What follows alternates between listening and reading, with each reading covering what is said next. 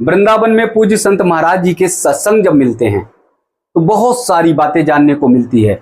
बहुत सारी ऐसी बातें जो हम सबके जीवन को बदल के रख देगी, हम सबके जीवन में बहुत बड़ा परिवर्तन लाने का काम करेगी। पूज्य संत महाराज जी के दर्शन करते, सत्संग करते समय जब हमारी यात्रा आगे बढ़ती है तो बहुत सारे भक्तगण, श्रद्धालुगण वो आते हैं, बातचीत करते हैं। वो कहते हैं कि आपने तो बहुत सारे संत महाराज जी का दर्शन किया है, सत्संग प्राप्त किया है, उनके रज को अपने सिर माथे लगाया है। आपके जीवन का अनुभव क्या कहता है?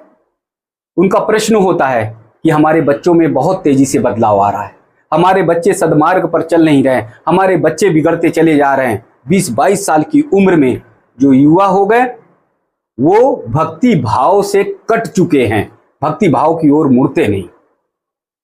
उनके मन में ये बहुत बड़ी पीड़ा होती है कि आगे अगर 30 साल 40 साल की उम्र हुई तो उनके जीवन में ऐसा बदलाव ना आए कि वो अपनी सनातन संस्कृति से, अपने धर्म से एकदम से विमुख हो जाए, अलग हो जाए। अगर आप सनातनी हैं, अगर आप सनातन धर्म को मानने वाले हैं तो निश्चित तौर पर आपको भक्ति भाव से जुड़ना होगा, अपने पूज्य संत महाराज जी से जुड़ना होगा, वृंदावन से जुड़ना होगा, वहां की रज को अपने शरीर पर स्पर्श जरूर करना होगा। अब जो 20-22 वर्ष के युवा हो रहे हैं, जो बच्चे हैं, वो आखिर धर्म के मार्ग पर क्यों नहीं चलते? क्योंकि बचपन से ही उन्हें सीख नहीं दी गई, बचपन से ही उनको संस्कार नहीं दिया गया। और जब उनके जीवन में युवावस्था में भटकाव आता है तो माता पिता विचलित हो जाते हैं, माता पिता एकदम से परेशान हो जाते हैं कि बच्चों के अंदर कैसा बदलाव आ रहा है। उस बदलाव को ठीक करने का एकमात्र साधन यही है कि हम बचपन से ही बच्चों के अंदर संस्कार और संस्कृति का बीजारोपण करें, जिससे वो सही और सद्मार्ग पर चले। हमारे यहाँ तो गर्भावस्था में ही ये कहा गया है कि माँ वो अच्छे भोजन ग्रहण करेगी, सात्विक विचार रखेगी, वो धर्म ग्रंथों को पढ़ेगी जिसका असर अपने बच्चे पर पड़ेगा, और वो बच्चा जब जन्म लेगा तब वो धर्म को मानने वाला होगा, अपनी संस्कृति को जानने वाला होगा और सद्मार्ग पर चलेगा। तो जब गर्भावस्था में माँ के लिए ये कहा गया है तो इसका मतलब क्या है? इसका मतलब यही है कि बच्चे का अगर जन्म होता है तब भी हम हरि नाम कीर्तन का वातावरण उसके चारों तरफ बनाएं, हम धर्म का मार्ग उसके रास्ते पर चलने के लिए प्रेरित करने के लिए बचपन से ही उसे पूरे वातावरण को धार्मिक कर दें। हर समय कीर्तन भजन उसको सुनाने की कोशिश करें, प्रयास करें। बचपन में जब मधुर मधुर भजन उसके कानों तक पहुंचेंगे, बचपन में जब वो कीर्तन सुनेगा, बचपन में वो जब सत्संग सुनेगा, तो उसके बाद बड़े होकर निश्चित तौर पर वो भक्ति भाव की ओर बढ़ेगा, निश्चित तौर पर वो धर्म से जुड़ा रहेगा, उसके अंदर बदलाव नहीं आएगा। उसके अंदर संस्कृति और संस्कार का जो बीजारोपण आपने बचपन में कर दिया वो कभी जीवन में भटकेगा नहीं।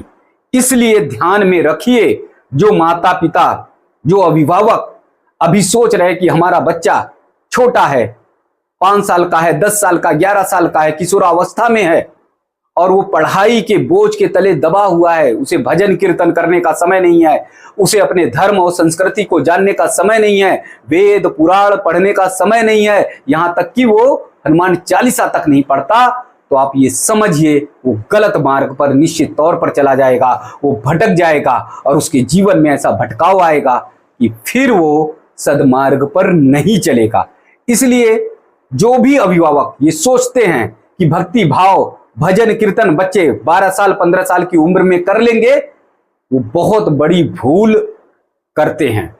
बचपन से ही नींव डालनी पड़ेगी, बालपन से ही नींव डालनी पड़ेगी, और बालपन में जो संस्कार पड़ जाते हैं वो संस्कार बड़े तक चलते ही रहते हैं। बहुत सारे जो भक्तगण आते हैं वृंदावन में, वो बताते हैं कि मेरी माँ बचपन में मुझे भजन कीर्तन कराती रही, मेरी माँ बचपन से ही वृंदावन लाती रही, और बिहारी जी के दर्शन करना, परिक्रमा लगाना, भजन कीर्तन करना, और आज 60-70 वर्ष की उम्र हो गई और वो जुड़ाव बना हुआ है। क्यों? क्योंकि मेरी माँ ने बचपन में वो संस्कार दिए थे। इसलिए सभी अभिभावकों से निवेदन है कि बचपन के संस्कार का बीजारोपण भजन कीर्तन अपनी धर्म और संस्कृति और संस्कार से दें, और प्रतिदिन आप आधे घंटे अपने बच्चों को अपने धर्म संस्कृति के बारे में बताएं, अपने वेद पुराण के बारे में बताएं, अपने महापुरुषों के बारे में बताएं जिन्होंने देश और धर्म के लिए अपना सब कुछ न्यौछावर कर दिया, बलिदान कर दिया, उनके बारे में बताएं। अगर नहीं बताते हैं